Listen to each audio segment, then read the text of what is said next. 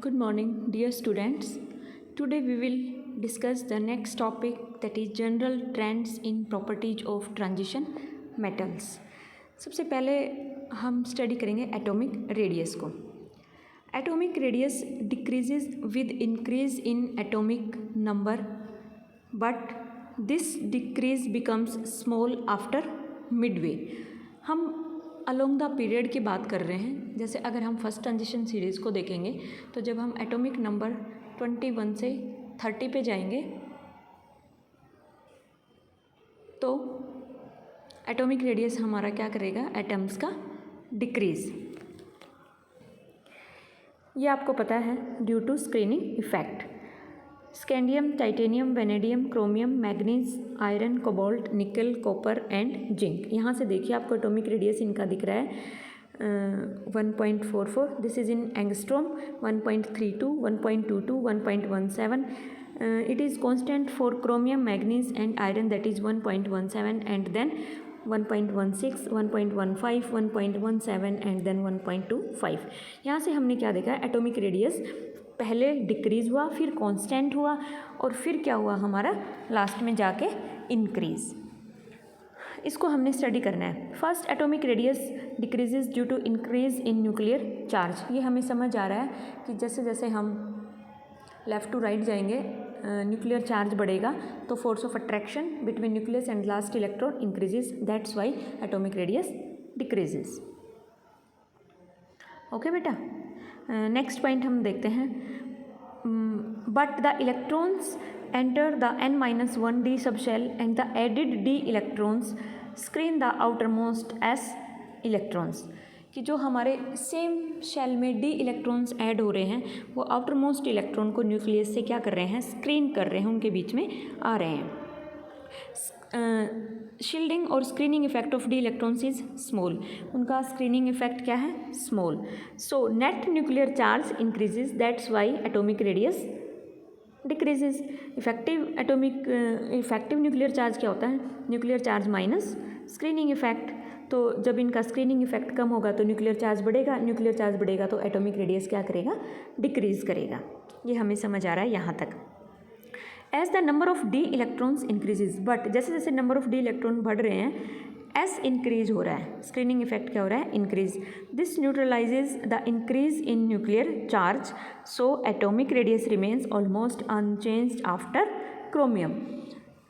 कि स्टार्टिंग में ये फैक्टर शील्डिंग इफेक्ट वाला हमने देखा, ठीक है, बट नंबर ऑफ इलेक्ट्रॉन्स बढ़ रहे हैं तो उनका स्क्रीनिंग इफेक्ट जो है बैलेंस कर देता है न्यूक्लियर चार्ज को in between after chromium.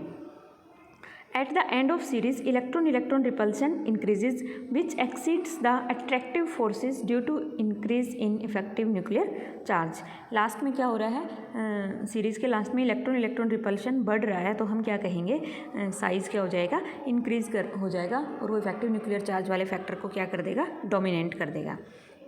Now next point is atomic radius increases while going down the group. So the atomic radius of transition metals of second series have large values than that of first transition series. Next point, however, transition metals of third transition series have nearly same radius as metals of second transition series. क्यों होता है, this is due to lanthanide contraction. आपको पता है बीच में 14 elements कौन से आ गए हमारे, लेंथेनाइड्स के. Here electrons are being added to 4f orbitals. Here electrons are being added to 4f orbitals before 5d orbitals which have very weak screening effect. This results in decrease in size which compensates the increase in size due to next shell. यहाँ पे क्या हुआ, electrons की addition 4f में हो रही है और उनका बहुत ही वीक स्क्रीनिंग इफेक्ट होता है. तो अगर एस बहुत कम है तो इफेक्टिव न्यूक्लियर चार्ज क्या हो जाएगा, इंक्रीज हो जाएगा बहुत ज़्यादा और वो कंपनसेट कर देगा increase in size due to next shell.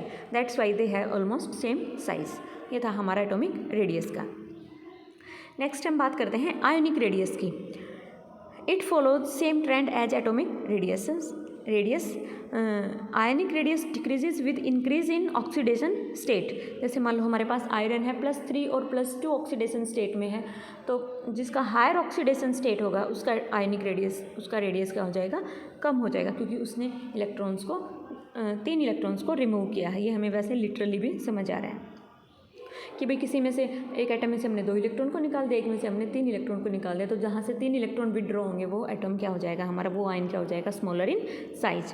But for same oxidation state it decrease with increase in nuclear charge. लेकिन अगर ऑक्सीडेशन स्टेट क्या रहेगा, सेम, तो जिसका न्यूक्लियर चार्ज ज़्यादा होगा उसका रेडियस क्या हो जाएगा, कम हो जाएगा। नेक्स्ट हम बात करते हैं डेंसिटी की। They have very high density as compare to s block.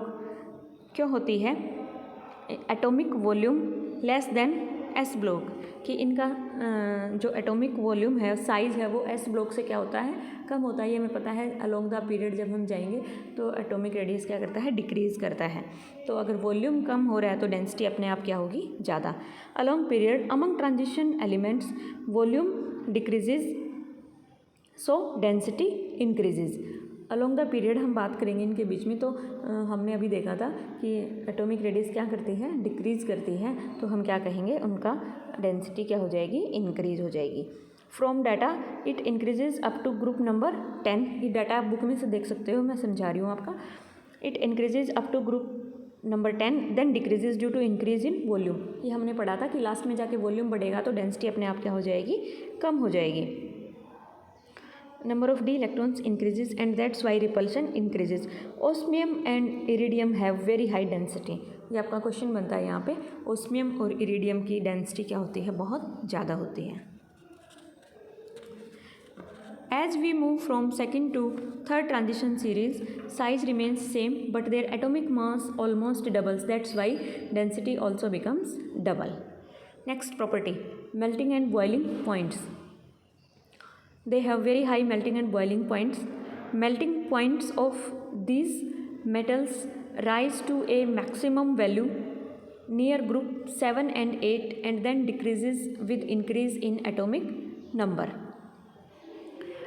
इनका मेल्टिंग और बॉइलिंग पॉइंट बहुत ज़्यादा होता है और वो ग्रुप नंबर 7 और 8 के करीब जाके क्या हो जाता है, मैक्सिमम हो जाता है, और फिर क्या हो जाएगा, वो डिक्रीज़ हो जाएगा with increase in atomic number. Next क्या है, manganese and technetium have abnormally low melting points. Manganese और टेक्नीशियम का मेल्टिंग पॉइंट क्या रहेगा, abnormally low. High melting points are due to strong metallic bonds which depends on number of unpaired electrons. Elements of group 12 that is zinc, cadmium and mercury are quite soft with low melting points. Mercury is liquid at room temperature because there are no unpaired electrons in it. Dip in manganese and technetium is due to stable configuration 3d5-4s2.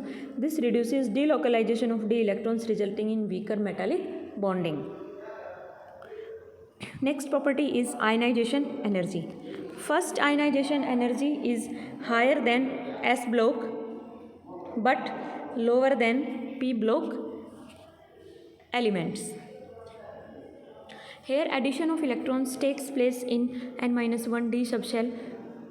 This also increases the screening effect. With the increase in d electrons, outer electrons in ns are shielded more and more. Effective nuclear charge is nuclear charge minus screening constant. देखो यहाँ पे Z भी increase कर रहा है और S भी increase कर रहा है। न्यूक्लियर चार्ज भी इंक्रीज़ कर रहा है और स्क्रीनिंग इफेक्ट भी क्या कर रहा है, इंक्रीज़ कर रहा है। तो डिपेंड करेगा कौन सा फैक्टर डोमिनेट करेगा। So ionization energy increases but quite slowly among a period of d block elements. There are some exceptions in ionization energy, उनको हम देख लेते हैं। Chromium and copper have high ionization energy due to stability of half and fully filled configurations. हम exceptions की बात कर रहे थे। Chromium and copper have high ionization energy due to stability of half and fully filled configurations. After removing one electron they have very stable configuration, so removal of second electron is very difficult.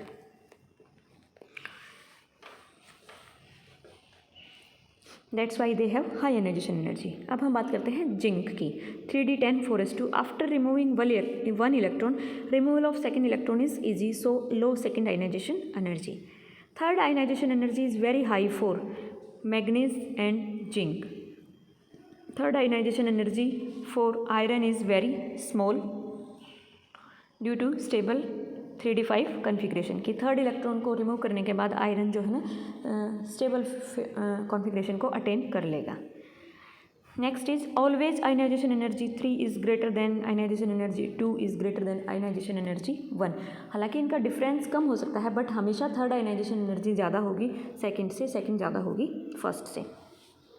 Ionization energy 1 for third transition series is more than first and second transition series. This is due to poor shielding effect of d electrons, so more nuclear charge and hence high ionization energy. यहाँ तक आप ये 5 properties मैंने आपको समझाई हैं, इनको आप स्टडी करोगे।